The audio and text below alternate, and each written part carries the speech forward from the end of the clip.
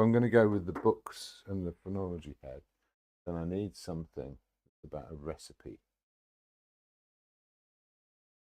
And, pestle and mortar or something like that would probably be right on the money. Red with the red light doesn't work. I get them to move around to see how it hangs together. No, that book isn't doing it. How much of that book do I want to continue to see?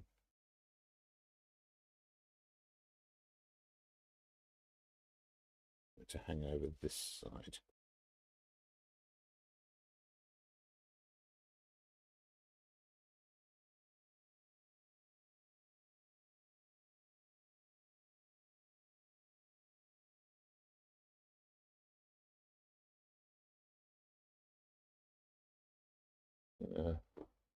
Or maybe a human skull. What do we think? But that's sort of two heads in the same thing, isn't it?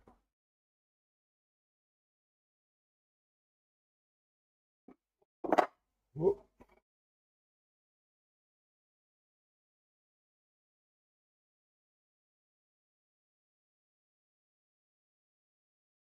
We give Tony a shot. Oh, well, that red's far more effective.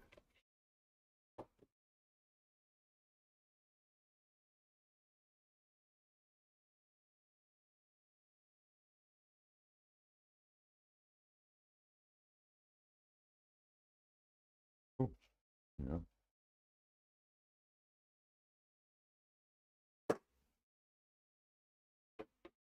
Oh, yeah, it's found its way to the board. Yeah. Not fall off the floor. Much. Oh, I can go with this red. I like that glow. And the green from above. Get my head in the way.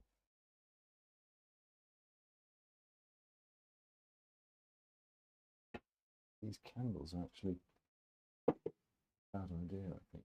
Just one there. Oh, we are live and it's working, see. Hey.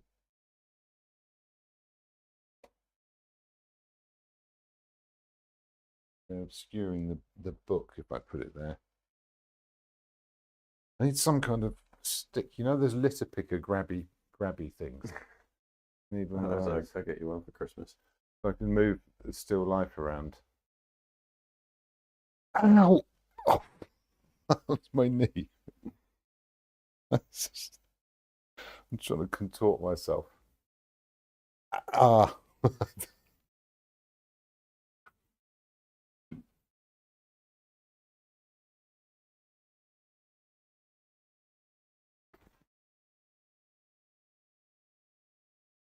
Oh, the candle at the front, that's pretty good.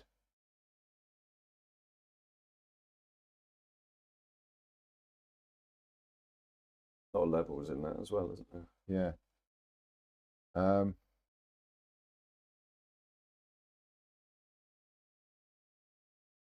almost feel that there should be some recipe type thing up at the front. Or something silly. You got a like a wooden spoon? No, got inkwells. Too small, insignificant, and hard to read.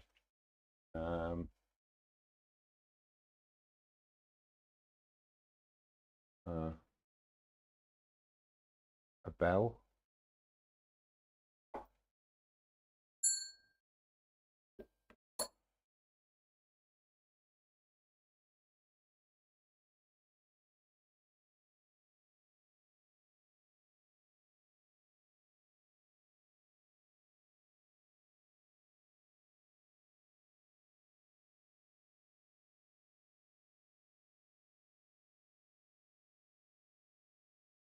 I almost need like a third light source as well.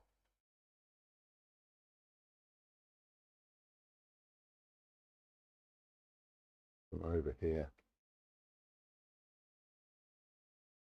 somewhere. Well, I guess I can always rearrange things as I go along.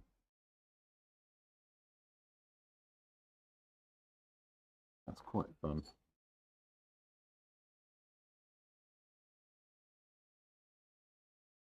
Can't really see that, but this red is sort of not helpful. But because it's shining onto a red surface, does the light have to be red? Well, yeah, that's the other thing to play around with, isn't it? Yeah, well, in case anyone's watching this either now or in the future, welcome. Switch off. Yeah. Oh, yeah. It's a bit blurry for a second. Just playing with the lights.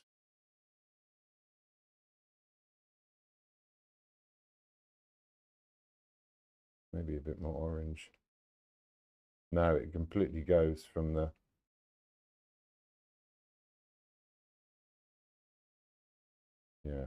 from the point of view of the phrenology head. No, I quite like that. It makes it more of a tonal thing, but the two light sources should make it quite interesting. And this is an image that's going to come out of the gloom. I'm going to give it a certain mistiness. But I do need some more light from the left. So not that anyone knows what I'm talking about at the moment because of the camera off, but is that back now? Is it in a completely different place? No, you're all good. Done well. Okay. Is that in focus?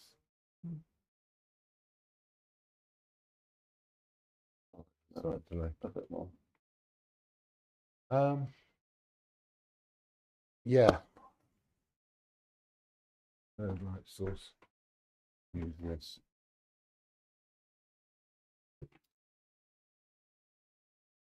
Can you unplug that? One on the right. Okay. See, that's pat tested. Yes. Yeah, we're all up to regulations here.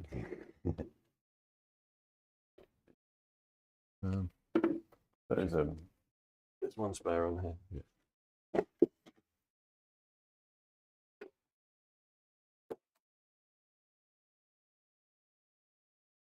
Too much, but if I can. Well, it looks good on the screen. Dim that down. No. Turn it around a little bit as well. Get some of these things out of the way. Yeah, hopefully that will help.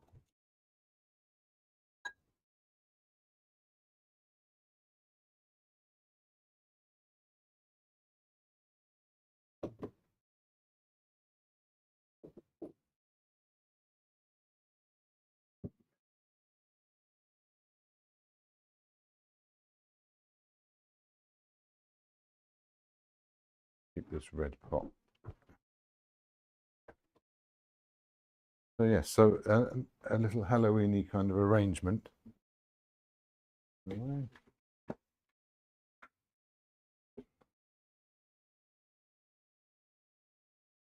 you can't see a thing about that. I'll leave it there for the moment, and then maybe. No, I love the idea of the apothecary bottle though. This is the kind of thing it is. No, you can't see it at all anymore. No, we'll leave that out then. That's swapping it with the other bottle that's at the top. I don't know if it'd play up there. Oh, hang on. Oh yeah, it carries the red up. And it's reflecting nicely. Yes. Okay. I made a suggestion. And it wasn't as bad as it normally is. Well done. Now, the only other thing about having the skull there is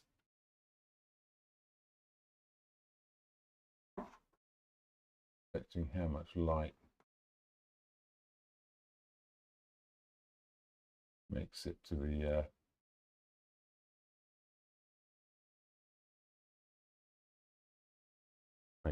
phrenology head. And they're gone again now. Irritating, isn't it? Bring that closer. No, it doesn't make a lot of difference. That's about the same.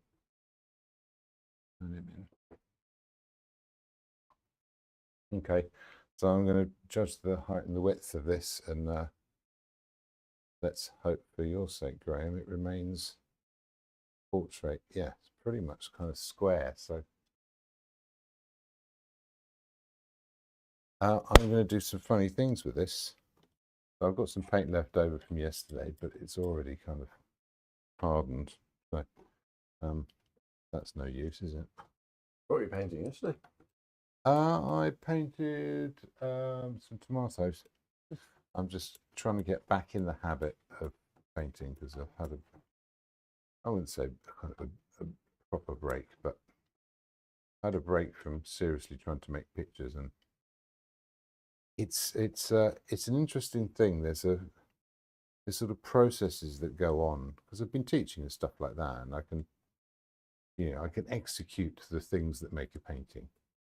But there's another thing of responding to the pictures you've made and trying to sort of really be in touch with how they feel and whether you feel you're getting closer to the thing that's interesting to you. And it really does defy words. You can feel whether it's right or not. You know, I don't know if I often make musical analogies because it's a way of avoiding talking about the art itself, if you know what I mean. But it's a similar kind of thing. If you were writing a melody, and you'd have a sense of what you wanted it to feel like, of what felt like a right note or a wrong note. Now, it might be that from a theory point of view, they're all perfectly viable notes that you could play that would make sense and would develop a melody, and it wouldn't sound like there was anything wrong with it. You know whether it's right or not. You know whether you're sort of getting closer to that thing or further away. Mm-hmm. It's just a feeling thing. And imagine if you were cooking and you're imagining a flavor. Not that I know what that's like, but you know, if you're making a soup, if you thought, oh, I'm going to make this soup and it's going to be really delicious because I want it to sort of have these qualities to it. You might be guessing at how much different things you add to it and all that kind of thing. You might risk losing it, but the fact that you're approaching that thing is the thing that makes you want to keep cooking. And it doesn't matter if you go, oh no, I ruined that batch because I put this thing in and it didn't work. So you stop, you start again in the hope that this time you'll get closer to that thing you were aiming at. Now, the tricky thing comes when you don't really know what you're aiming at. When you sort of lose sight of that instinct to head towards something, to search in a particular direction. And I think the longer you stop making something for, the harder it is to be in touch with that. And without that, the idea of sitting down and painting a picture just seems like the most stupid, pointless thing ever. Like, you know, just have a picture of some tomatoes, and what's the point of that? You know, but that's not the idea behind it. That's the motivation to paint pictures. It's not to end up with a nice picture of some tomatoes. It's to discover something and see something you weren't seeing before. Expanding your consciousness almost, which is, you know, we're very lucky that we can do that with a bowl of tomatoes. You know, you don't have to hike up a mountain in Tibet. You can just go to that place. It's an internal place. And people use music and writing and whatever they do to make something exist that didn't exist before, to bring something into the world. And yeah, so getting back into it it's just a matter of doing it. It's not waiting for that inspiration or that idea that I know will be good or that thing to aim for. You just start, and that shows up on its own, and it's not really under your control. I don't think it's not a thing you can. So if anyone ever says to themselves, "Oh, you know, I'm just waiting for inspiration," stop waiting and get on with it, and then it will show up when it's ready. You can't rush it. So sometimes I'll have long periods of time where I'm just painting terribly. It's all awful. And then sometimes it just comes out right. And there's a lovely illusion that you are somehow in charge of how that happens, but you're just not. And okay, I'm going to mix a colour, and I'm going to mix a colour that these reds can stand off from. And it's going to be a murky green, and I'm going to use up the paint I've got here just to make it. That's some raw umber, some kind of bluey green colour here. What that is, or bluey green. Yeah, I can clear that bit of the palette. Make way for the next colours as and when I need them. We haven't got a room cam still, have we? No. It's just an image and my disembodied voice. Yeah, so we're kind of, I was wondering whether to leave the Halloween one until next Monday, but by then it will be November, and all of October is more Halloweeny than any part of November. Once it's over, it's over, it's gone. Right, and I'm going to little wander around my image. I'm going to wander around a candle here and a skull around here, and there's this phrenology head up here somewhere, and there's a vase, and that's where the books are going to go, somewhere around there. And once I've found my way around where I want things to sit, they're going to start explaining to me where they go. Is that going to be where the phrenology head goes? Somewhere like that. That space, the vase here, the book here. Yeah, okay. And then if that's there, then where's this skull going to go? It's going to fall off the edge. I'm going to bring all of that across a little bit. Vase, head, skull.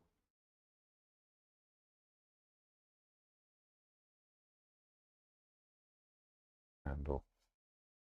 I've got a pretty good idea that that's where everything goes roughly. And the books, is the book going to creep off the edge? I guess so. Could bring the skull in a bit. I think I might do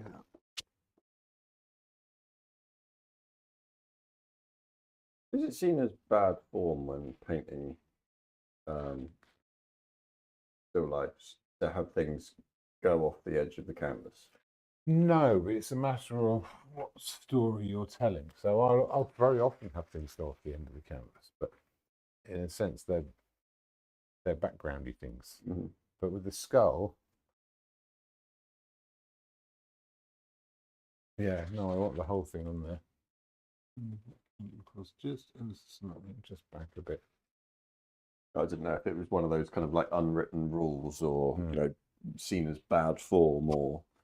No, I don't think so. Might all shrink a bit, but I think this is pretty good.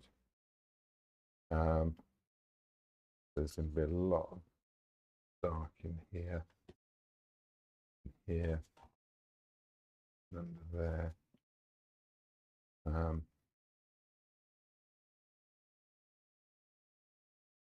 Yeah, all around there.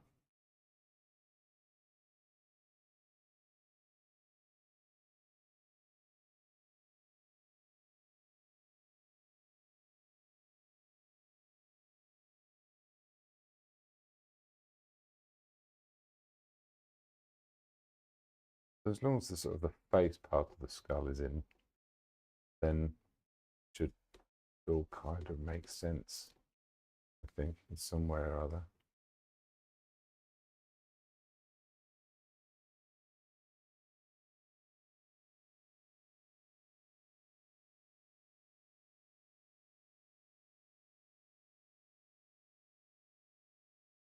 Yeah.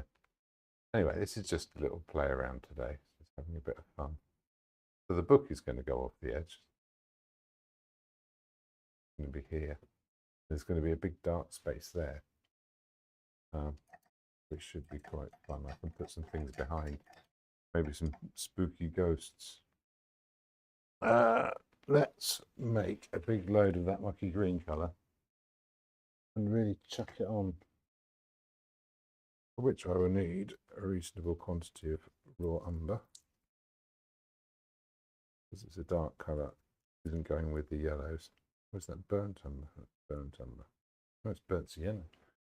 I can't see anything anymore. Here we are. Yeah, this weird lighting is slightly unhelpful. A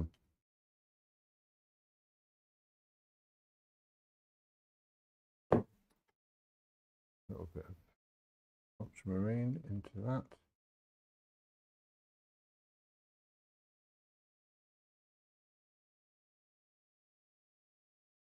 I'll borrow a little bit of this green into it as well. Bit of viridian. It's very hard to judge exactly what colour this is, but because it is so dark, but there's a quantity of it now. And I'm going to make this all sort of dribbly and loose. And for that, I'm going to want a big brush.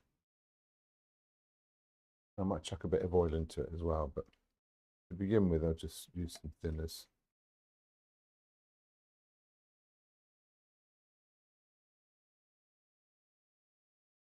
Okay, let's just sort of scrub that in all over.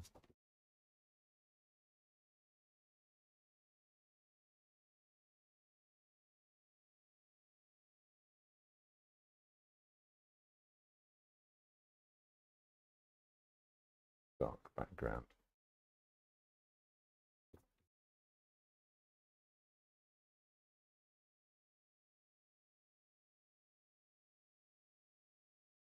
I'm not even going to try too hard to figure out where the drawing goes.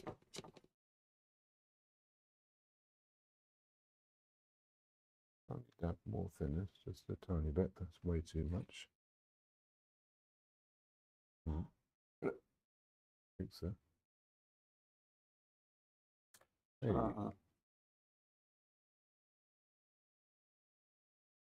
are.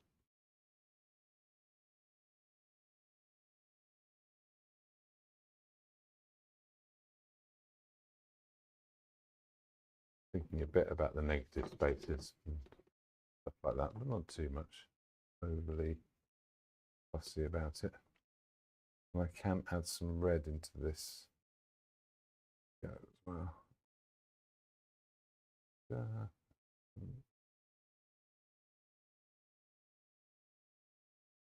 Dark of this book. We're going to come down to here. A book underneath. And yeah, okay, that all sort of matches up.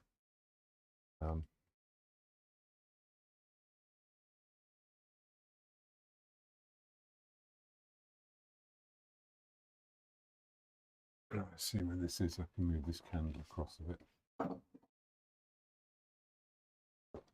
And back a bit again.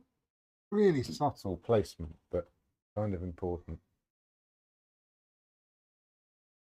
I think it's probably back where it was. You know, you've got to play with these things. I'm seeing some shadows and bits and pieces here, but that's all right. And I'll be adding, I'm doing outlines here. I can't be doing outlines. I might add in a little bit of red. Just to kind of... I like the fact that you're going in a red route at the moment. I really do. Yeah, well, the world needs more red in it. That's what I decided. That's my reasoning. That's the end of my reasoning. I'm not giving away any more than that.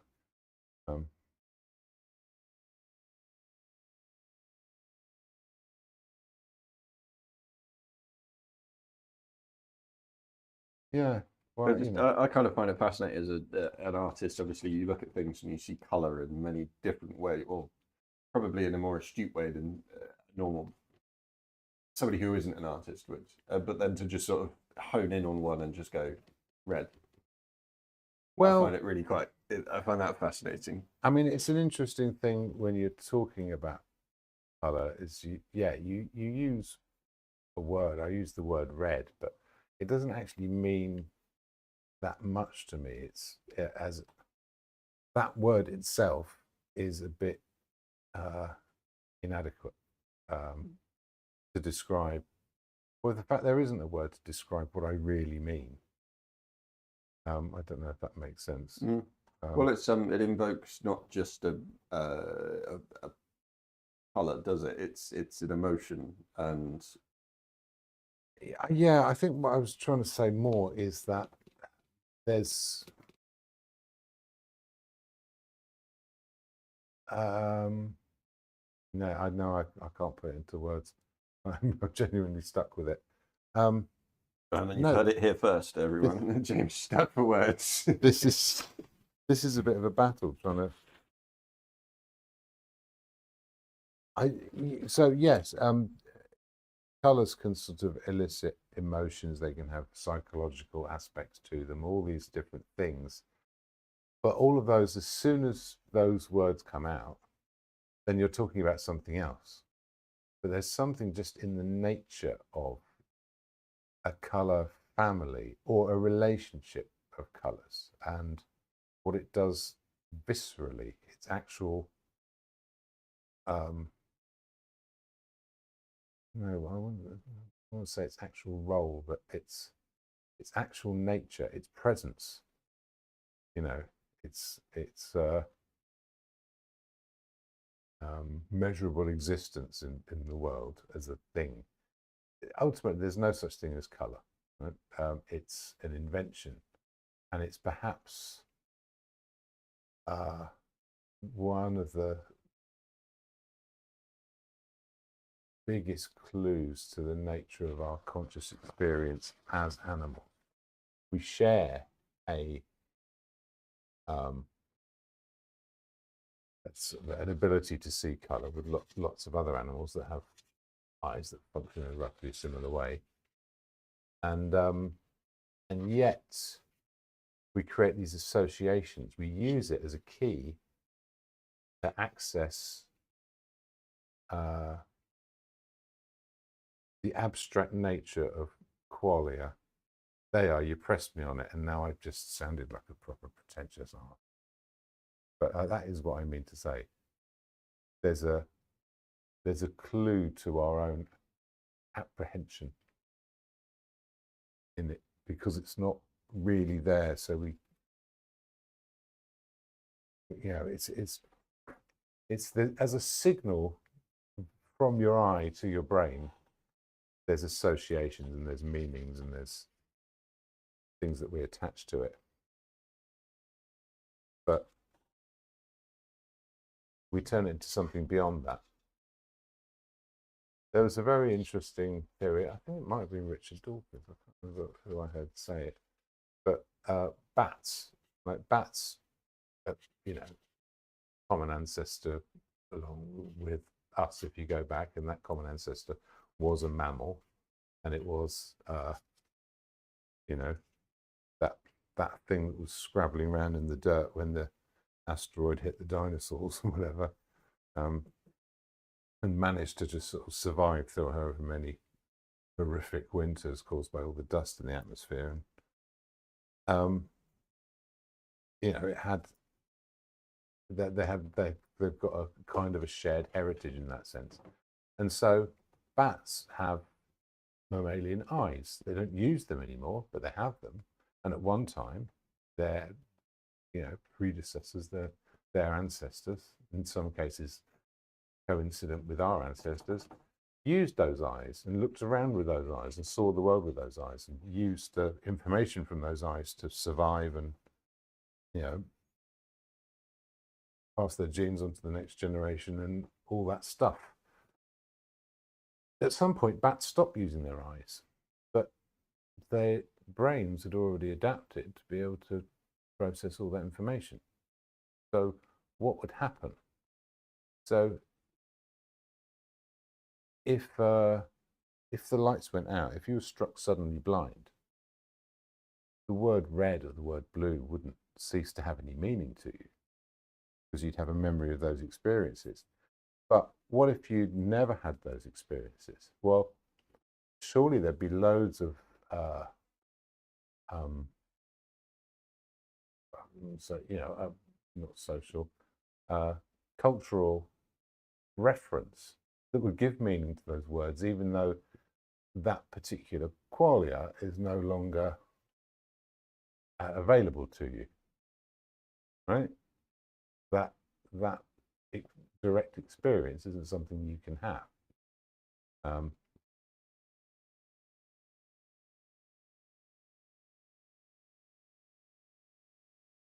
And so ultimately it came down to the idea, do bats hear in color? You know, is that color idea in their brain, which exists without the need of the stimulus, still alive in some way and used elsewhere with the new information which they've prioritized, which is what they hear and echolocation and those sorts of things? You know, is that... That's almost like another kind of question is, can a blind person dream who's been blind from birth? Well, they're not going to dream in images like you or I do, but they'll dream based on recreations of their own sensory experience. They're not going to be able, I mean, think of how many sensory experiences you could have if we could sort of search the universe for other life forms and go, you know, these creatures can hear fear, you know. But there's, I mean, everybody who says but you can't have a dream where you can hear fear because you don't know what it would sound like, because you can't. So that isn't unless you create that. You can make that leap mentally, perhaps, and maybe you could have a dream where that happened, but it would be noteworthy and it'd be remarkable. Whereas if you had a dream where you could see yellow, you wouldn't go, "Wow, that was amazing! I never believed that was." Of course, you could see yellow. You can do that during the day. So, and also, if you had a dream that you could hear fear, the sound you heard wouldn't in any way be representative of the actual sound that would be made by fear to a creature that could hear it. Does that make sense? It would be a sort of a leap using other information that you do know about, things that you can hear and emotions that you can associate with those, you know. And so, yeah, anyway, I'm really going off on one there, aren't I?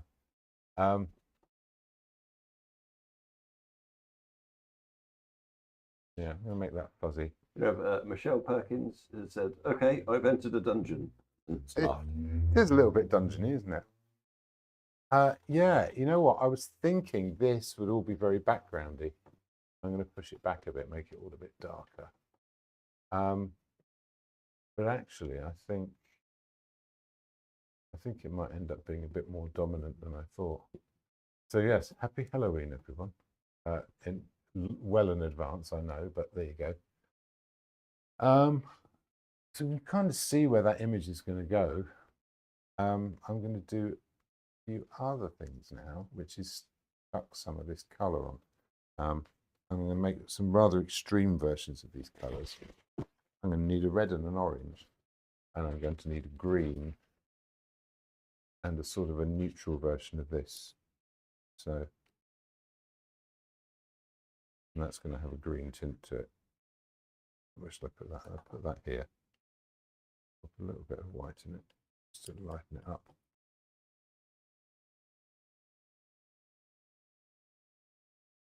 Okay, that's my mid-tone.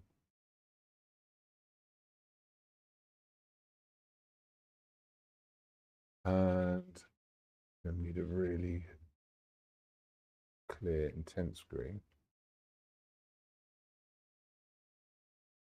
Oh, that's a bit much, but once it's really pale, it'll calm down a bit.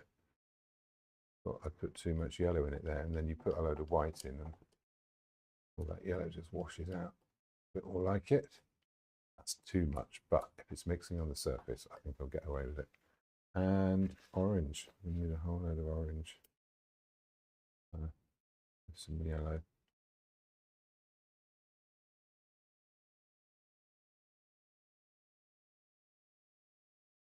Orange, a bit of white in it, just a little bit. And then kind of a much deeper bit of colour.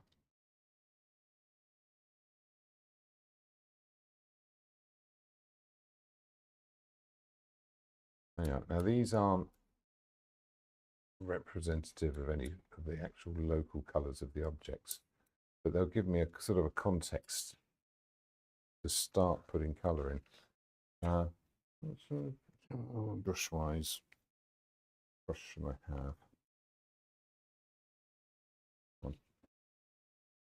And I think I'm going to start with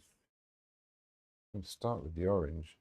Just dab it in places where it goes, which most importantly will be here. Yeah.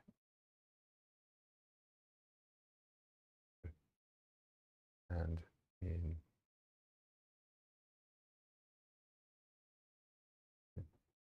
here and here.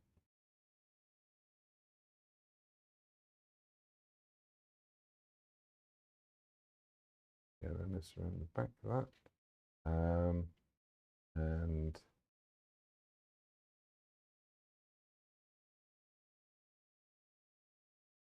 relate here.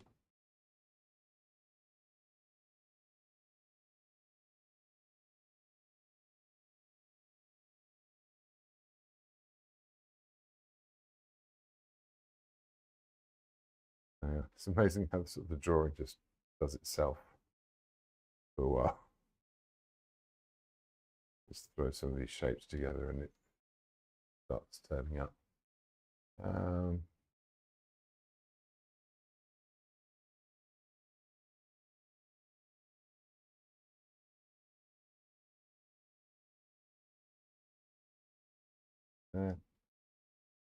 Very flat.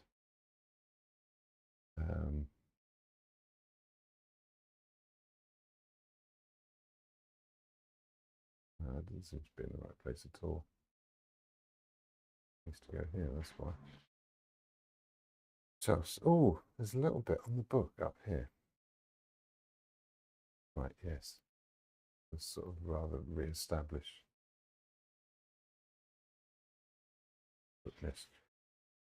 Okay, while that's going, I'm going to go into some of this red. Went too soon. Needed some more of that orange around here, but that's all right to start with. And this lighter red color around here, around here.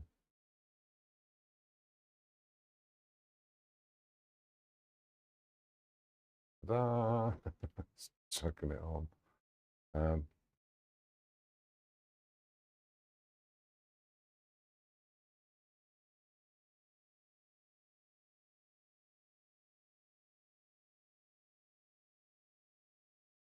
Yes, I don't know if it's a dungeon exactly. There's nothing, no one chained to a wall or anything. Not yet, anyway. I like how moody this is looking already. Yeah, there's something to it, isn't there? While this red's here, I will at least jump ahead and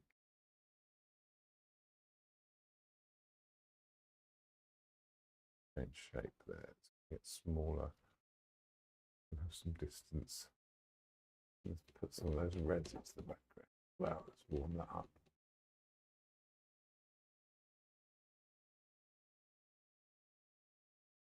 Here, there, under here.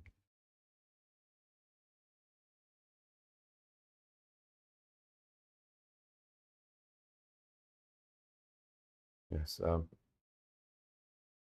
No tirade this week, partly because no one's parking their car outside my house with the radio on. I forgot to drive down. Sorry. But also, I found a solution to it, which is I just go and get my car and I just park it directly outside. Because if no one cares about double yellow lines, then that sort of solves that, doesn't it? Don't have to worry about it. Someone's going to be parked there. It may as well be me.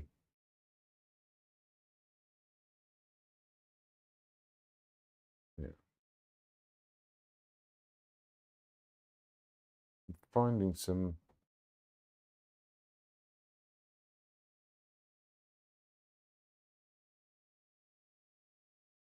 colours and relationships here. More reds. Where are they going? There they go. Maybe a bit. And it's going to go green in there.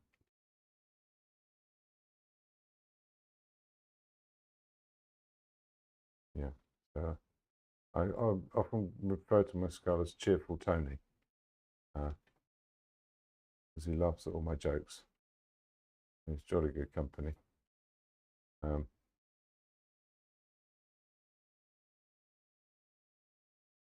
It's not a real skull. It's a plastic one from a mould. So I was a previous student.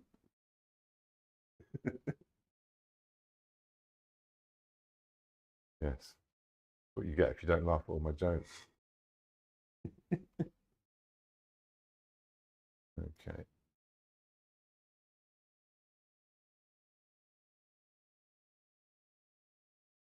I'm already creating a few different sort of colour families here.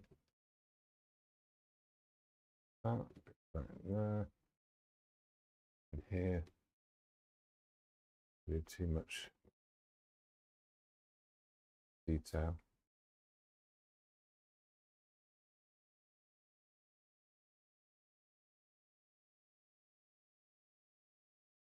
Yeah, so I'm seeing some interesting things here. One is that this goes up there. This is going up here.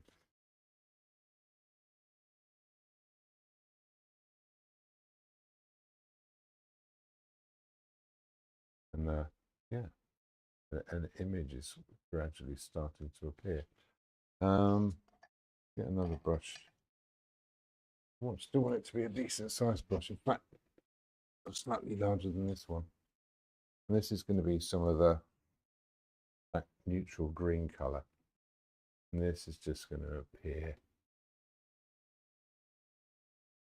vertically out of nowhere. And it's not going to be overly fussy or anything like that. Take the side of that ceramic phrenology head.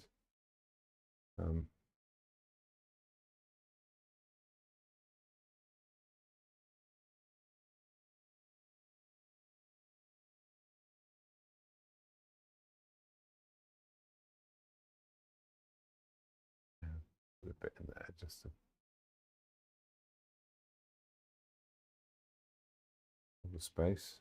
Started to follow lines then again. I'm actively trying to resist it. Same kind of thing in here. So neutrals here. And the greens are going to go in on top of this. Stop them being too strong, too strong a colour. Well, then maybe I want that. Maybe I want stronger colour.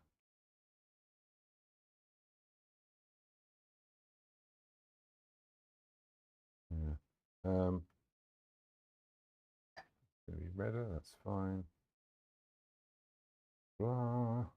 And yes, this side.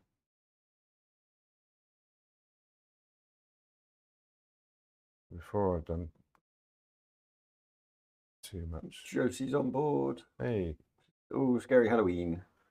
Yes. She's been away, still to catch up on last week's. Loving the setup. Bit fun, isn't it? Yeah, this is proper messy at the moment. Now I'm not going to clean the brush. I'm going to let it be a slightly murkier version, but there's greens to go in here. Nah. Oh, there's a line. Got to be careful of that.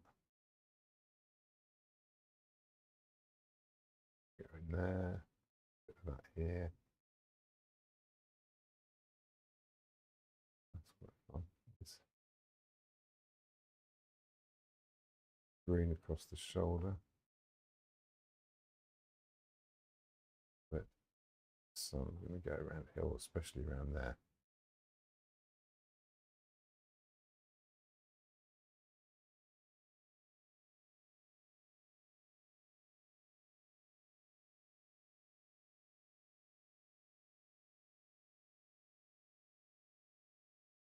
Yeah.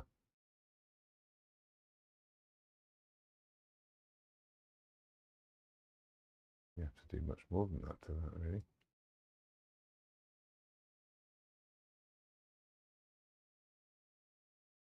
I love these, like, just partially through the painting where the colours are so sort of prominent and raw and the detail hasn't been put in. I think it looks fantastic. It was the same with the one that I took on from you last year. Yeah.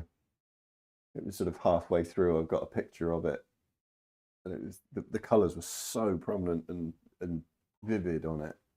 Yeah, so this is sort of deliberate underpainting. So although it would sometimes be nice to stop at this stage, there is a tricky thing that if I did stop at this stage, I haven't got the right quality of paint on the surface that I wouldn't be happy with that. And also,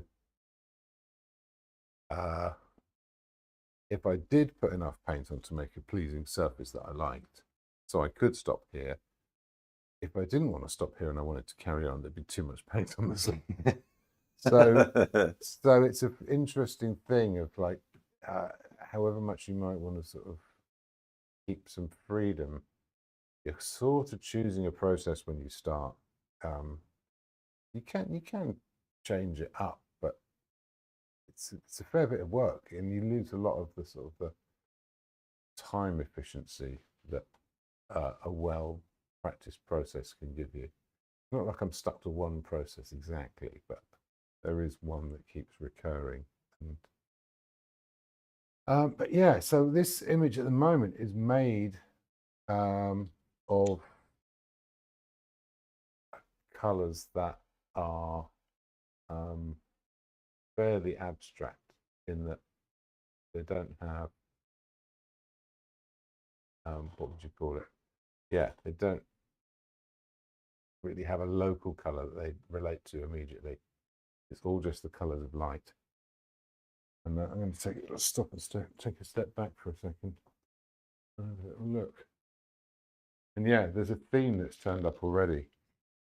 Now, there are painters I know that would stop there, but they'd probably have mixed a different quality of paint and applied it differently in order to stop there.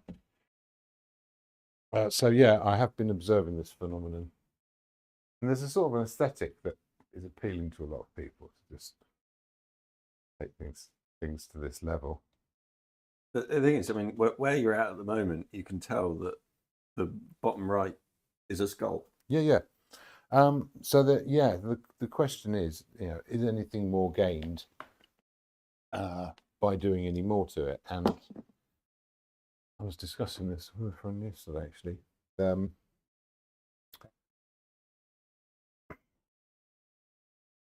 If I were to work on this until it appears more and more like a photograph, I'd be losing something because a photograph is always going to do a better job of that image making, and I'd be losing some of the expression or those underneath choices, if you like. And I wouldn't be gaining anything new that couldn't be done better by, a camera. But I think there's this place you can go past where you kind of explain the image as well as you can and then just keep going. And yes, you can lose more, but you can also dig down into the way you see it And that becomes more the subject of the painting than the objects themselves. I don't know if that made any sense. But by, overworking it in a way that you're prepared for, you can kind of make it more about not just what you see, but how you describe that experience to yourself. And that, in a sense, is sort of fundamental to how we see. It's not just what happens in our eye, it's what our brain describes to us afterwards, which might contain all manner of fabrications and inventions, but nonetheless it's strongly linked to our experience.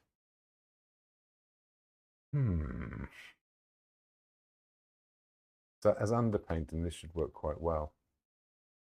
What I do over the top would be interesting. So now I can think about what are colours I can add into this. And one I'm definitely going to need, which is kind of a surprise, is a purple. Simply because the shadow version opposite that green is quite a purpley colour, and it makes a really strong purple to begin with. On the bluey side, a bit too blue. This is way too intense. A little bit of white in it. Yeah. Now that as an additive to green is going to be a great way of darkening this colour. It should have a really good shadow effect.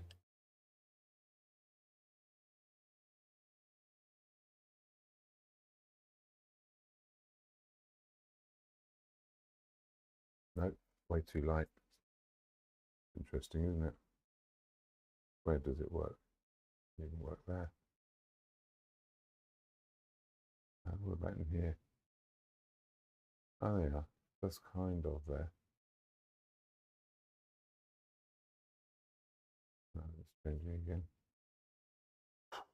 Right, okay, that was looks really dark on the palette. You put it on surface at all. And try that again, shall we? Let's just go all the way in with the purple then, see what that does. Oh, that's better.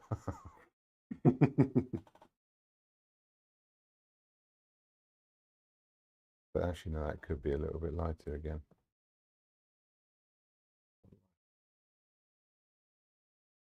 Yeah. Yeah. I can work into that with the green. Oh, thank you. Nice one. Nice one, Dave. Travels across here. That's sort of a bit in there.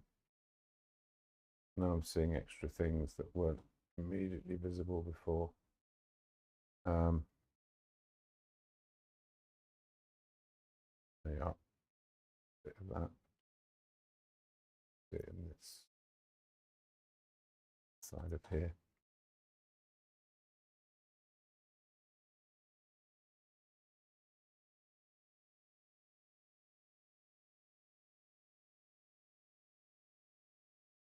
Yeah, so I'm sure I've talked about the phrenology head before, but I always think of it as a kind of a warning. The person who came up with the whole thing, it wasn't a con man. It was utterly wrong and it's baseless, but he really thought he was doing science.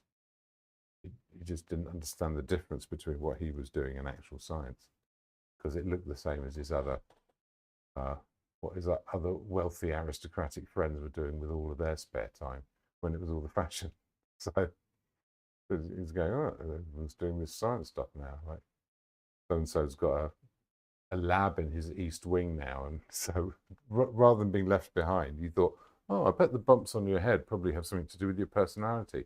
I know, I'll look at people's personalities, decide what I think, and then feel the bumps on their head, and then make baseless correlations from a stupidly small sample group, and then just launch it as my own science. And were it not for the China head, it would have been completely forgotten. But they're such interesting objects, but it's also a real representation of the folly of, well, really just the risk of how you can spend 30 years telling yourself a lie. and yeah. Well, I guess the thing, other people couldn't tell the difference either, enough that no one told him, you know. Or maybe all his friends were just sort of making fun and like just go, oh, it's all right. Well, no, because the thing is, in order to come up with the idea and do sort of some semblance of research and to, dig into it, it's only when you want it to be accepted by, doctors who are treating people that people are going to go, okay, so where's the proof? And so up until then, no one had really said that to him. So he didn't really have any, or what he did think was proof wasn't really at all. And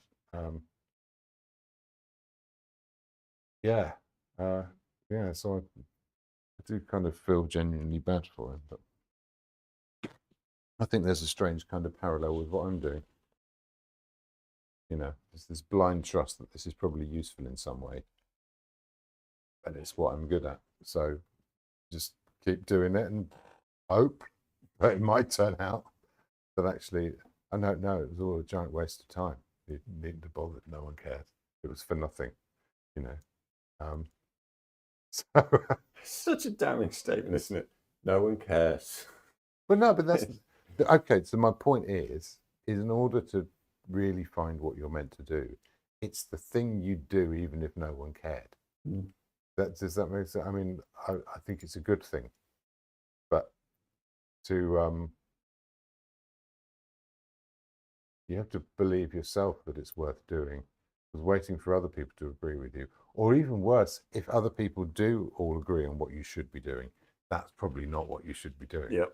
So there's all these levels to that. So I'm sure there was lots of congratulation on what a wonderful new science you'd come up with. Oh, well done you. And you say this can tell people all about personalities. Yes, we can use it to accurately identify deviants, put them in prison before they offend because we felt the bumps on their head. It was all a very Victorian kind of idea, but yeah, big difference between this guy and the actual scientists of the time, but not one that was that perceptible to people.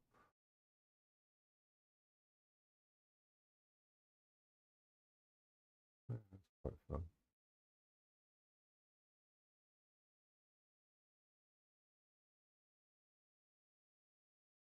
At what point this starts looking spooky? Thought the lighting would be enough, but I think it might take more than that. Oh yeah, we got. You set it on fire. Yeah, I don't think this is a good place to set things on fire. I think doing very badly.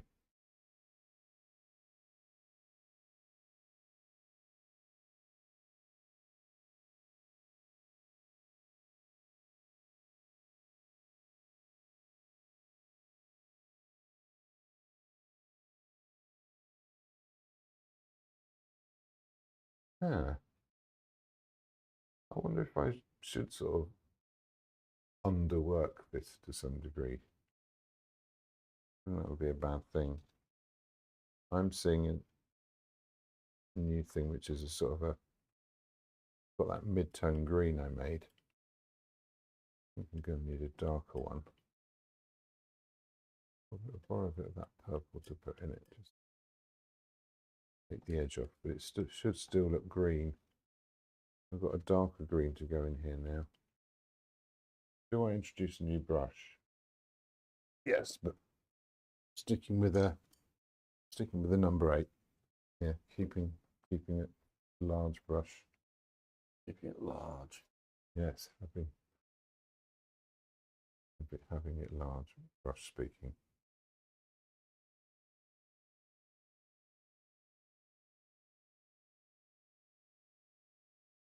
I'll put some of these darks in. The light greens will go over the top. Am I being too accurate with the drawing here? Do I need to be this fussy? Probably not.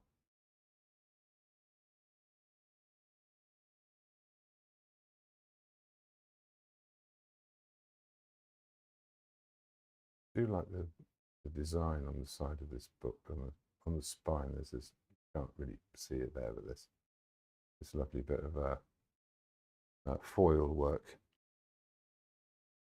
And yeah, it's quite fun.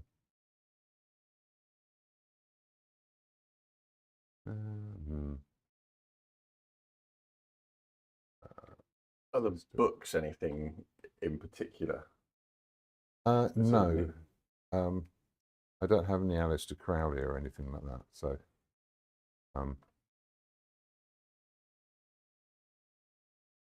they're quite conventional. Let's go to the edge of that. Up here. How green can it get? I suppose for facing upwards, it can get a lot more green, can't it?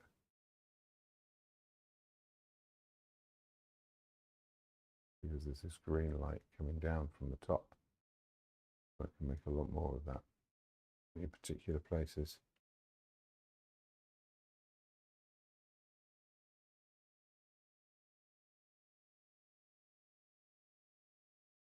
Get some of this brighter green here and just put it on. Put it in there maybe. Not too much, not enough. Maybe some in there as well. In between.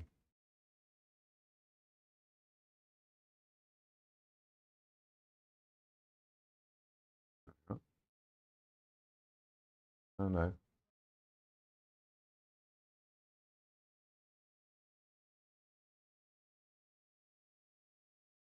Yeah, that's all in the wrong place. Oh, what have I done?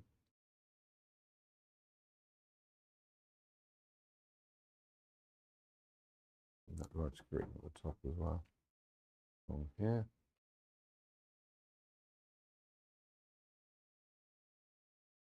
It's all getting a bit shiny on the surface now, so I can't really see it very well.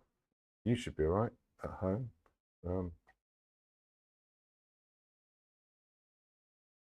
Because there's a filter on the camera to get rid of the shine. Yeah, that's not looking like there's any shine on here. Yeah, so this bit here is actually very shiny from where I am. I have to put my head to one side, it's better. Right, this is where it's getting confused.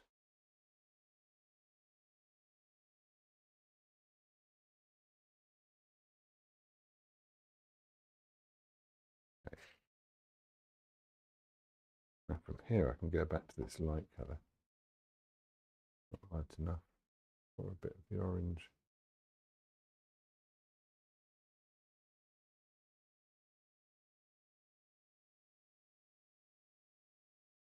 No.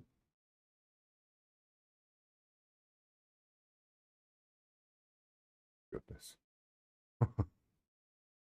Difficult balancing act going along here. There we are.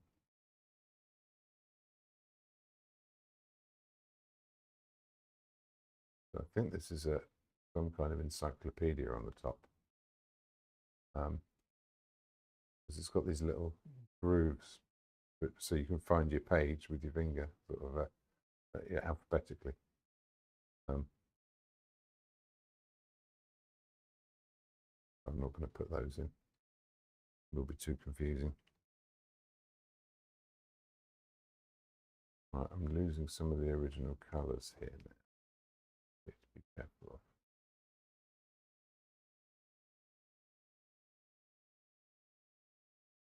Okay. What's the time? It is 8:15. Oh, it's 8:15. Oh, we did start a little bit Yeah, later. we didn't started about quarter of an hour late, so we've been live just coming up an hour. Right, there you go. The instinct's there, isn't it? Okay, I've got some ink here. It's not too light. I'm going to use it. I'm going to put it in some places. I'm going to put it there. Put a bit here. Put some there. Put a little bit across here and here.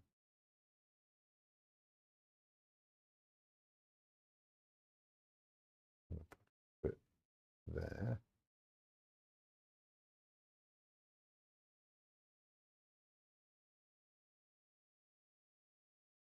And there.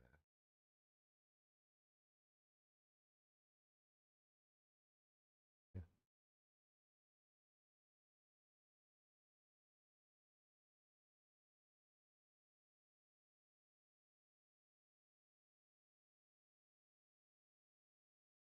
No more of that.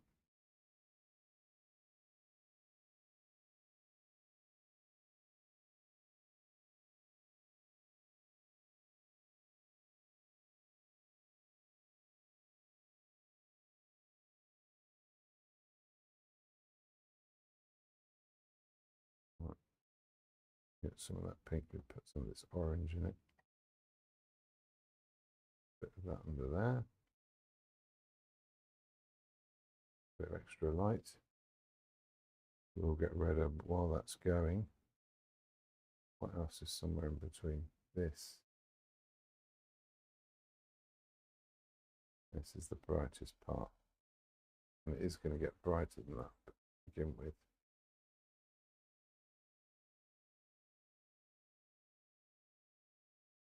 A few shapes that need to get addressed.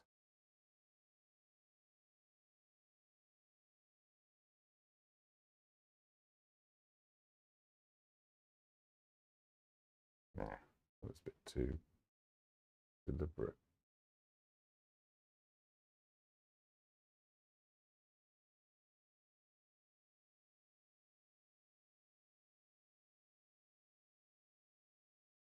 So I really want to sort of slow down and look at this now. But there's also this slight sense of urgency.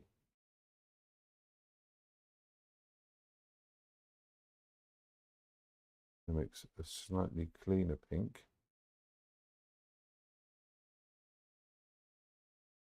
A bit more yellow in it. Let's put a few of these brightest bits on there. That would be really helpful. All the hair stayed in the brush.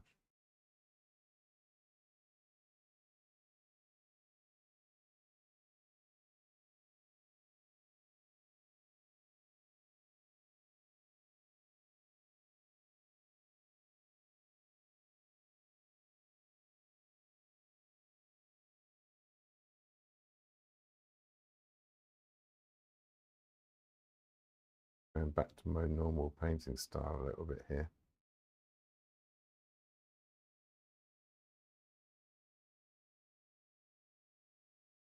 Right there. I'm talking about these bits around here where it's really bright and really start to chuck that on now. Do that.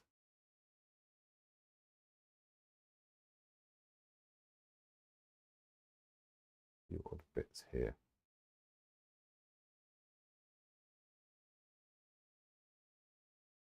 To do to that to make it work much. Go really red in here. Get away with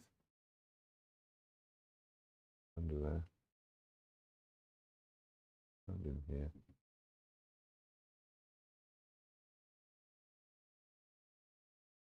Crucially, that little bit there.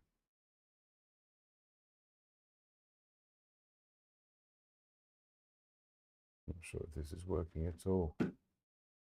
Something's happening. Just going to keep following it.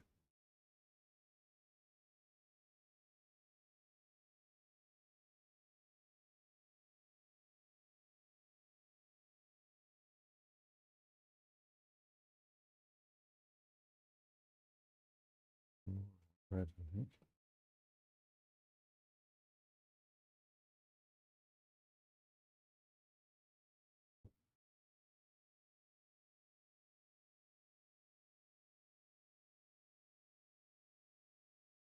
How orange do we get? Quite a bit there, I think.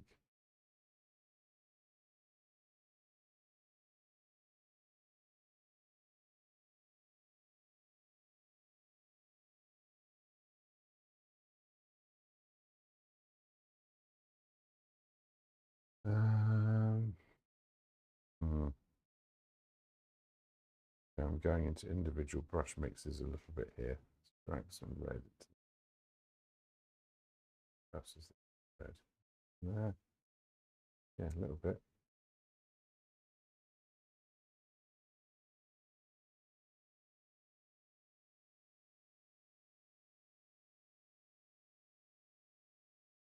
Hmm.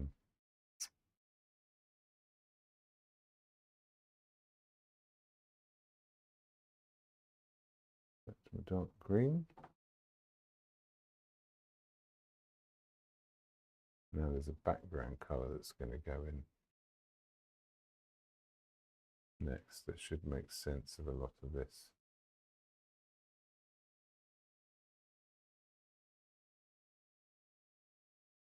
Going to be here. Too light. This way too light. Above some of that purple, some of this alizarin. Be just enough white on the brush. Sort of. Right. It needs to be warmer.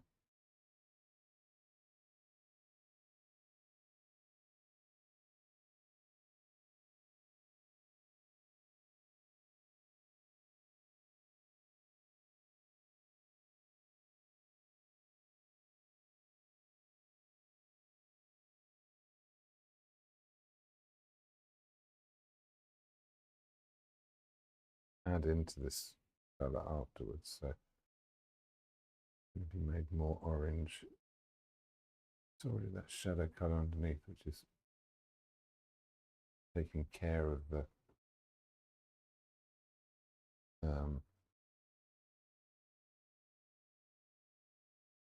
darks. Yeah, lots of color in there. You can turn it up, especially for those shadows. There's going to be shadows under here. It's going to turn it right up there. Where else?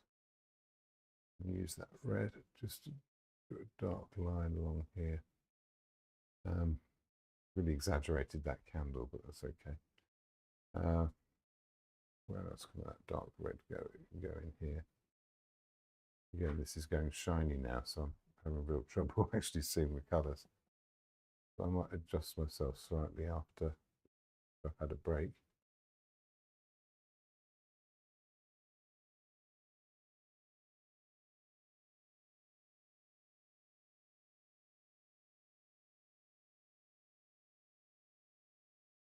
This doing? Doesn't quite know.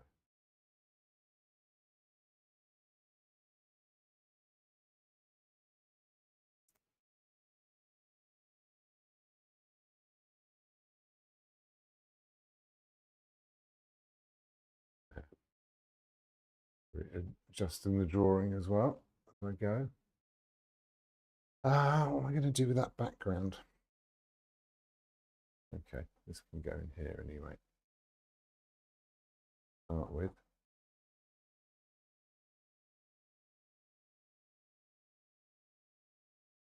Oh, quite for that.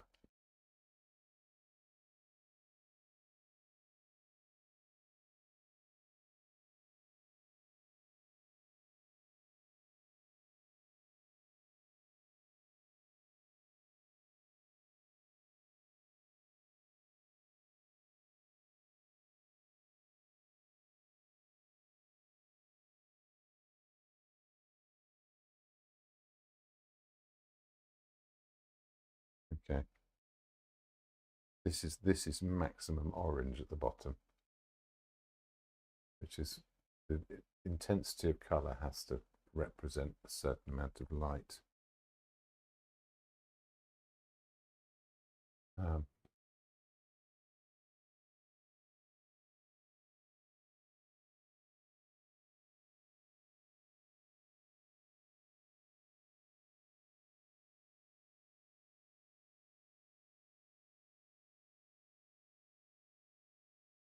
There we go. Which didn't feel like the right colour to begin with, and now does.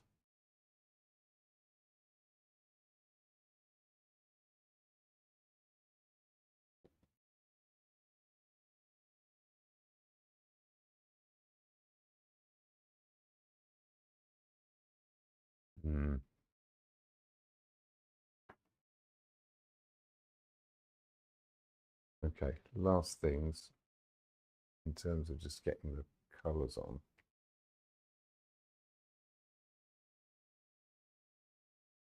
I use this mid-tone as a sort of a light coming in, a fill colour coming in from the side. I'm going to warm it up slightly now. It's going to keep that green tint that it had at the beginning. Make some, I think that's too light because I need room for the candle. There you are.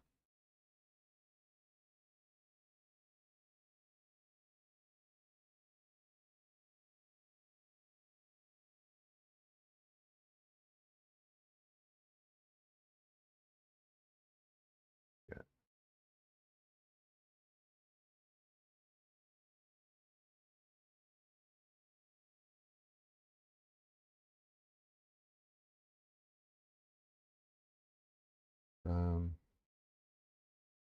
What else? Right there, maybe. A little bit here where the temple goes. Back on top.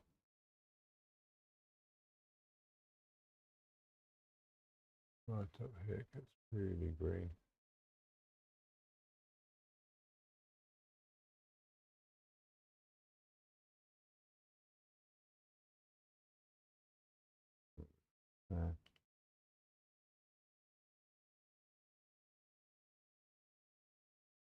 Oh, proper intense.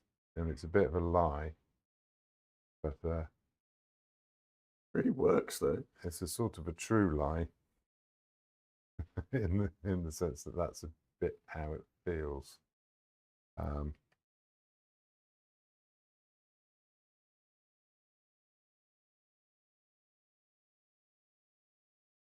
bit of that long here as that was before.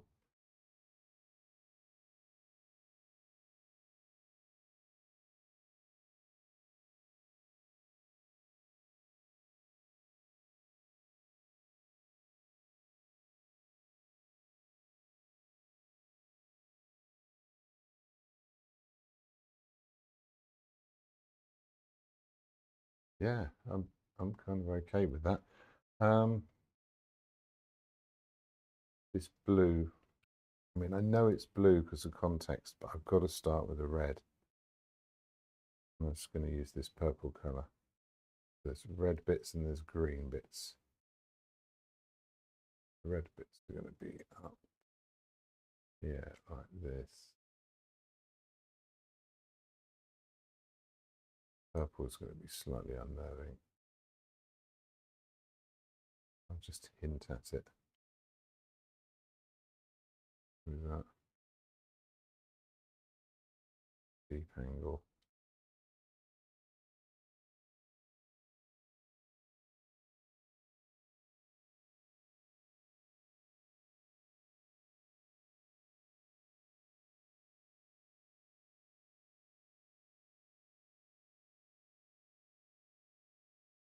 I'm going to make a green version just to go up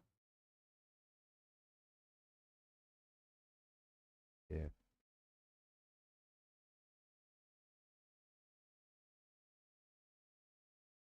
Hey, actually, that's quite fun. Quite like these colours. And they'll really get to play around in the shadows in this. last thing.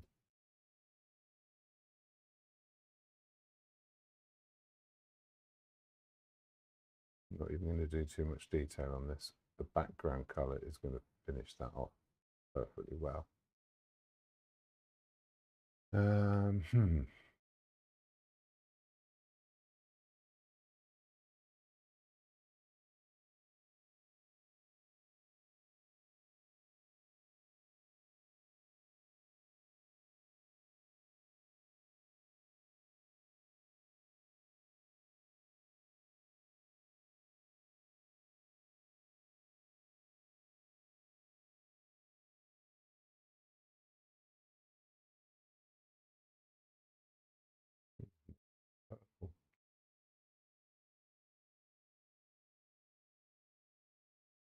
The dark edge to that.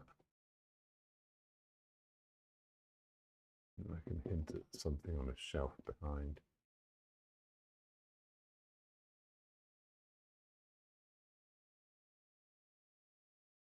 Dark space in here.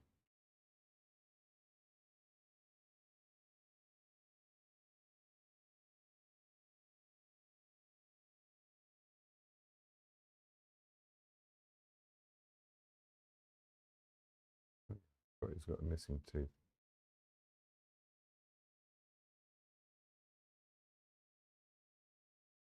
I'm nearly doing this in one go, aren't I? We are at 25 to 9. Right.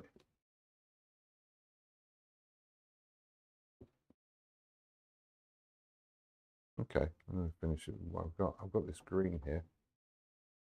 Put He in seems to be on a roll, so a vase.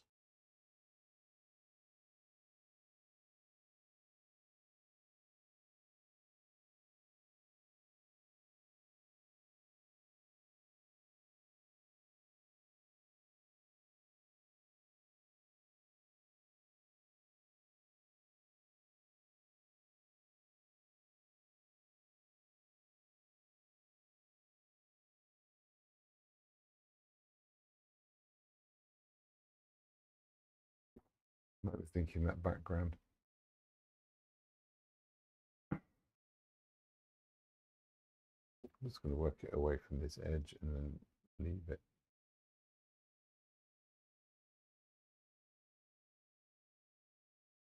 Talking about a background color, really shaping this.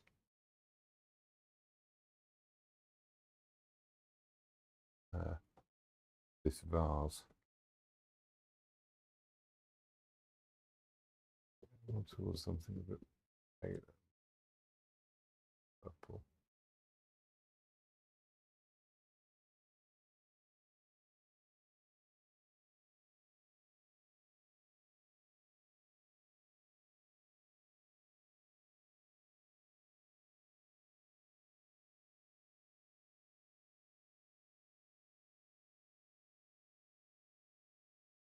I'm going to stop this early, but not as finished, but just to sort of have a dwell with it and then see what needs fiddling with.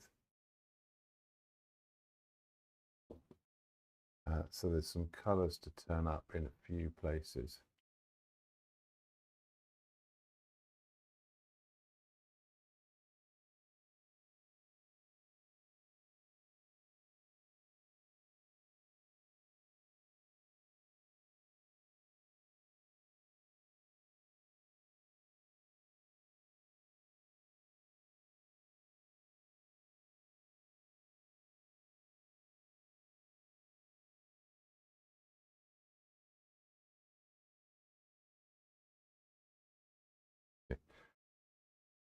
Used.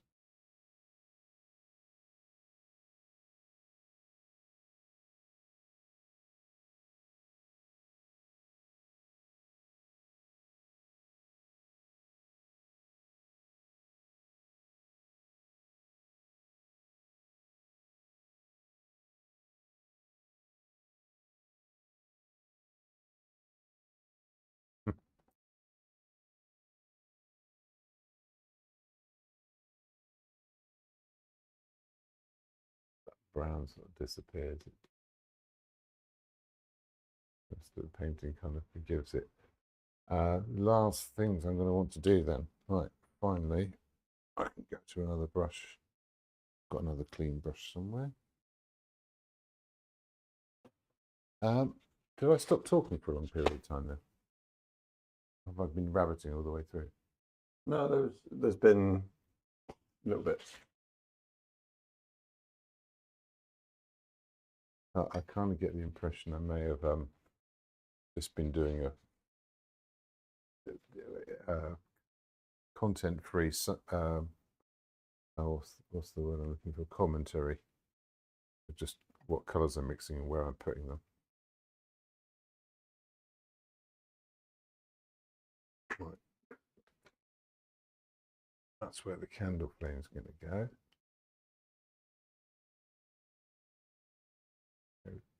Through the gap a little bit.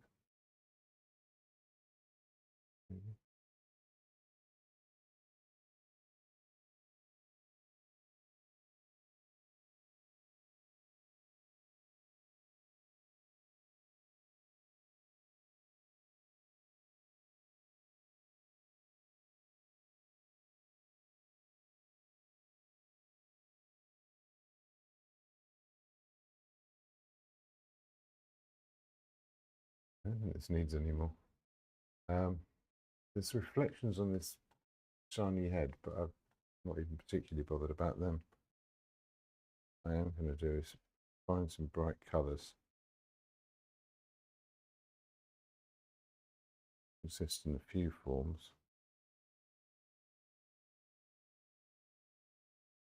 One is this sort of too pink. Visit that purple over here and make a paler one.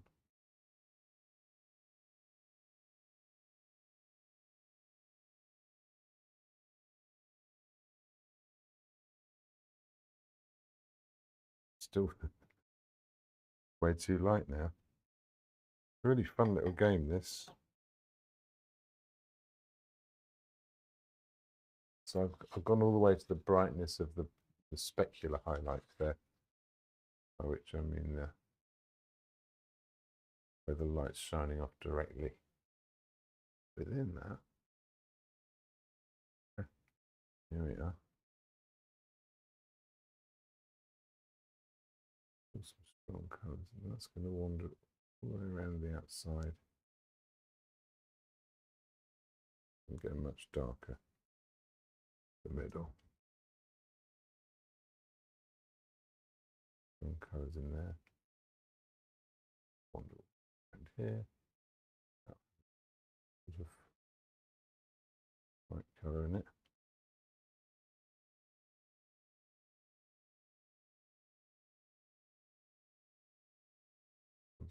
Super bright here. Oh,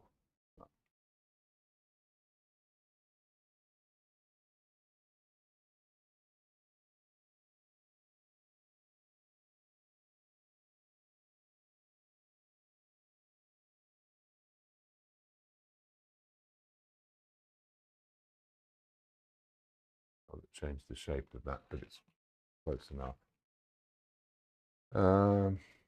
Get the excess off. Go back to some of those darks. Just give that a sort of neck on it. Doesn't need any more information than that. Fine. So yeah, so I've changed the shape of this a little bit, but I'm okay with that. Let's do some of those bright highlights. This bluish one comes along there slightly. More of them here. Top of that.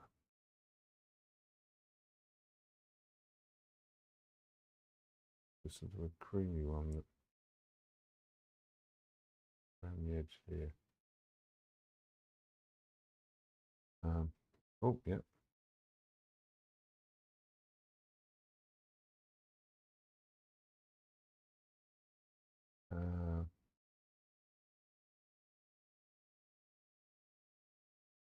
Red around.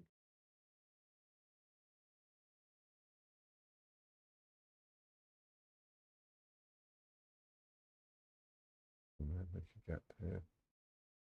Gap in a little bit. Be greener. Just getting the red brush and putting green on it, doesn't matter. Still doing its job.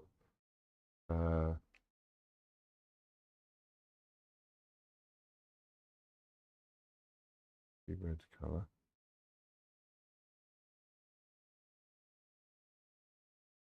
Here.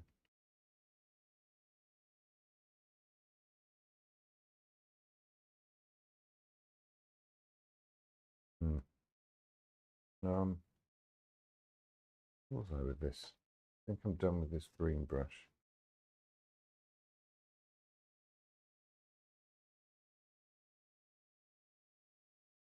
Making a light neutral. I'm gonna have to way too much. Right here, what does this do? Right enough.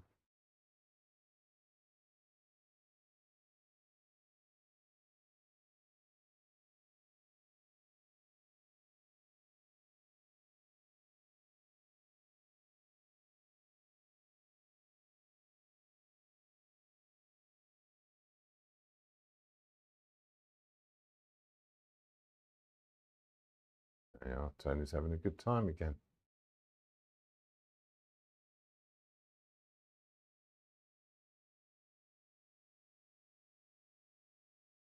How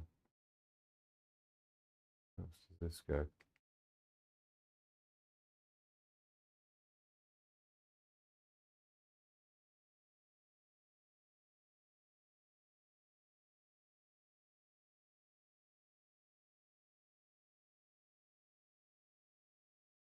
It stopped having any more decent effect, isn't it? I've sort of reached a limit.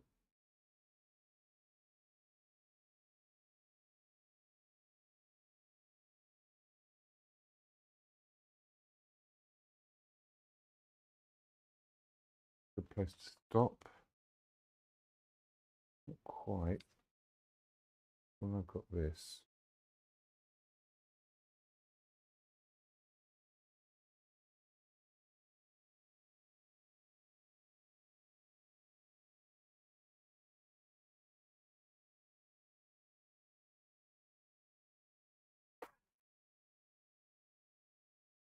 I'm not sure about the candle, but you know what? I think I better just leave that as it is.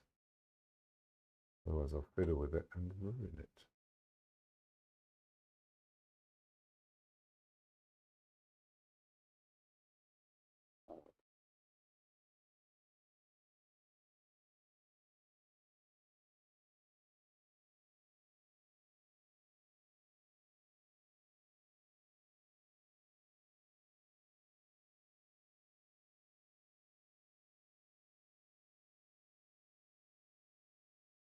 Yeah. 9 o'clock. Good time to stop. Oh, 1:45. Is it 1:45? All right. Doesn't give you 15 minutes to fiddle. No. You're done, you're done. No, well, I don't think I am, but I don't think I'm going to put these brushes in. No, probably should have just kept them going, but I put them in there to clean. The tricky thing about sitting down to paint, which is sort of, it's good because it keeps everything in the right place and it makes it filmable, which otherwise it just wouldn't be. But you kind of feel trapped. There's this real desire to get up and move around. Is that looking on the screen? Oh, right, okay, the filter's the wrong way around. So, yeah, everyone's seeing shiny paint. Oh, no. Yeah. See how shiny it is. Oh, there we go. That's a bit better, isn't it?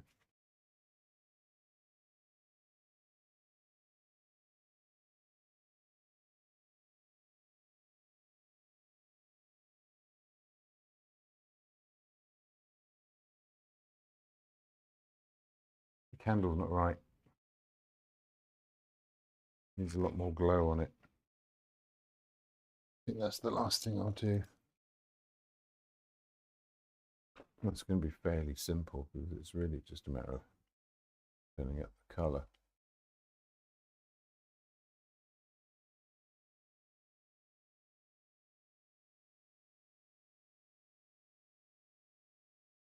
Be a lot closer to the brightness of the actual flame.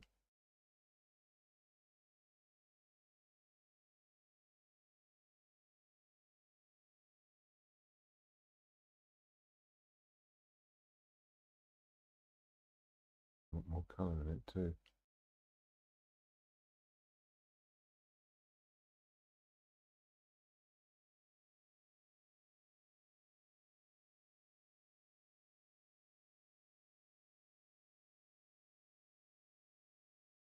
Like a candle now. Well, actually, to be fair, it isn't a candle.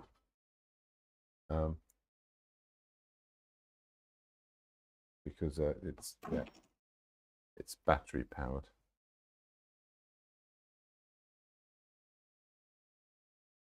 Don't like those marks. I'm not going to do new ones. I'm just going to diminish them because they're distracting.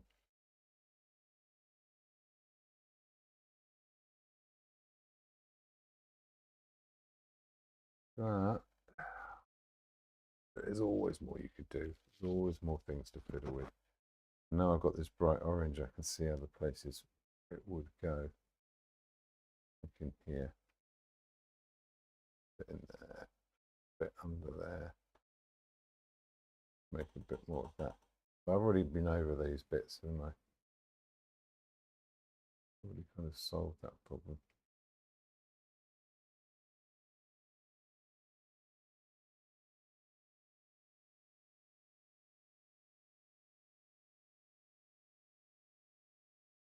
I'm seeing a few more greens that I didn't spot before, which I should have done. I'm not going to make them really strong because they're a bit further away, but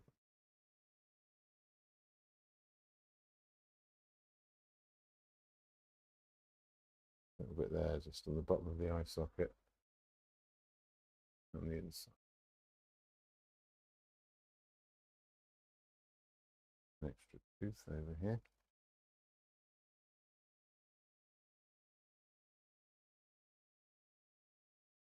Yeah.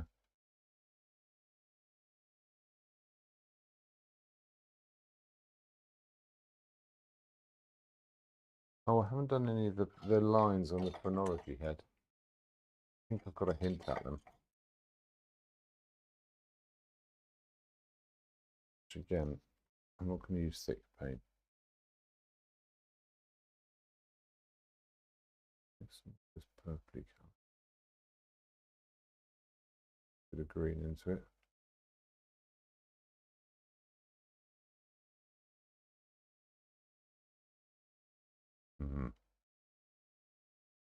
Right, start subtle. See what it does.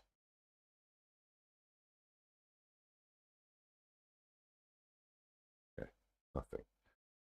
Go to the darker colour.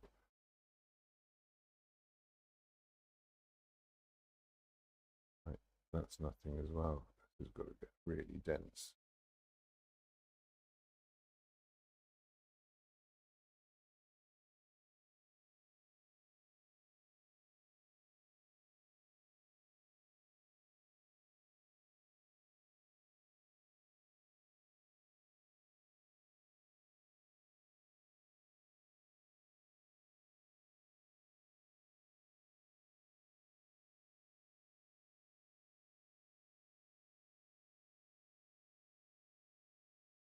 Oh, there's a little reflection.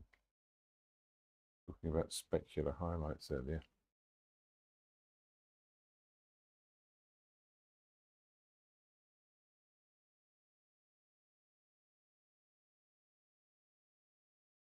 There are particular bits of the shape which are helpful to tell you something about the actual printing on the ceramic head. Bits of words and things.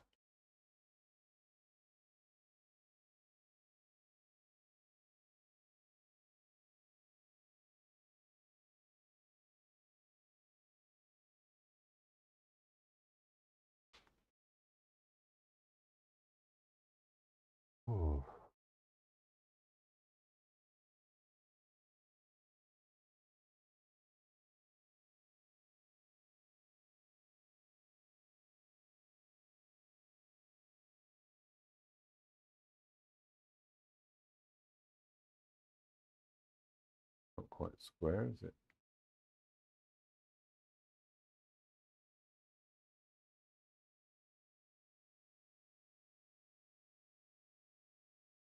Hmm.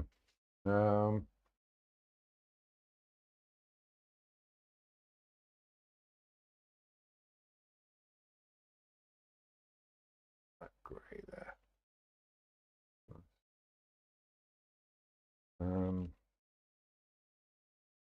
A bit of white in that green. Little highlight up there.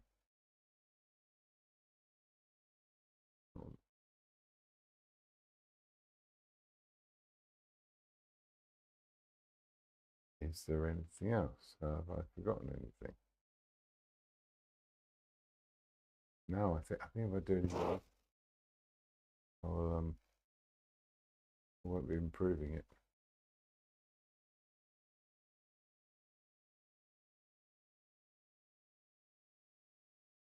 Brighten up that edge ever so slightly.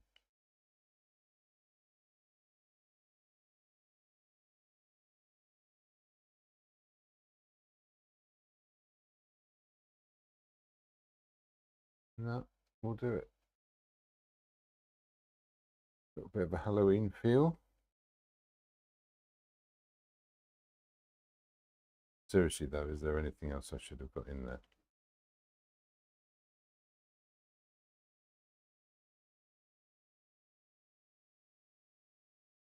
The red light from over there. No, I think that'll do it. Little brush to sign it. But I ought to use that green.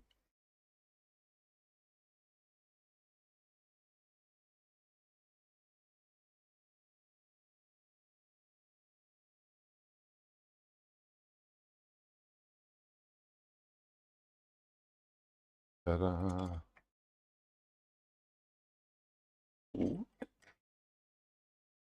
Ah! Oh, I think I tightened up a bit there at the end. Oh no, I stepped back, it looks fine. Oh god, that red bottle's awful. Hang on, I'm not done. But I don't think I have to paint. I think I just have to remove a few things. Oh, I'm wearing gloves, so I can do this last bit with my fingers, which is probably more fun.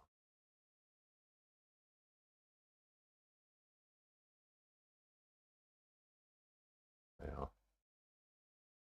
Thumbprint at the end. That's better.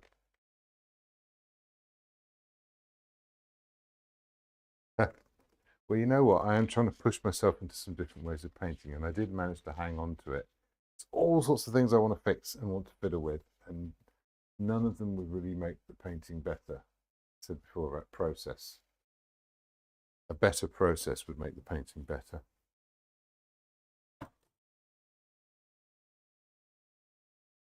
With a Bluetooth speaker.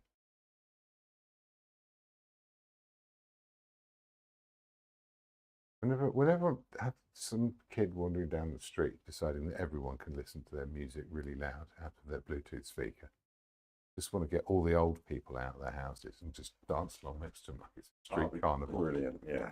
Go, loving the music, kid. Yeah. It's got a good beat. What was that off? It was,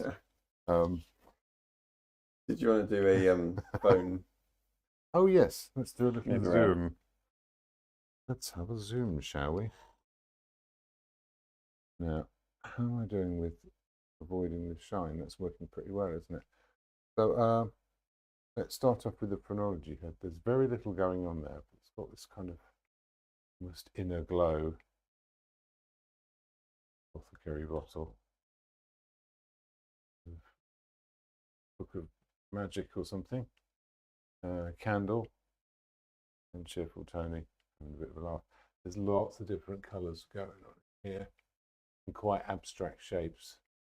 So you're really trusting it to sort of hang together when you come back out. I could have done more with that candle flame.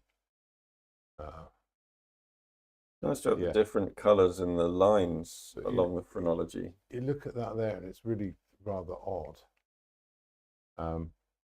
This bit hang on, see if I can point to it. This bit here. Oh, sorry. This here, sort of this undone side of the mouth.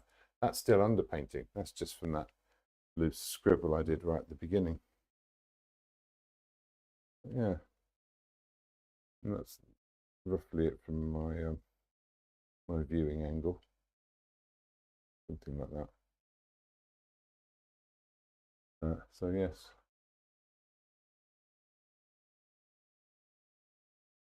The more peculiar the lighting, the less the camera can represent what I'm really seeing. But I hope that was entertaining and fun.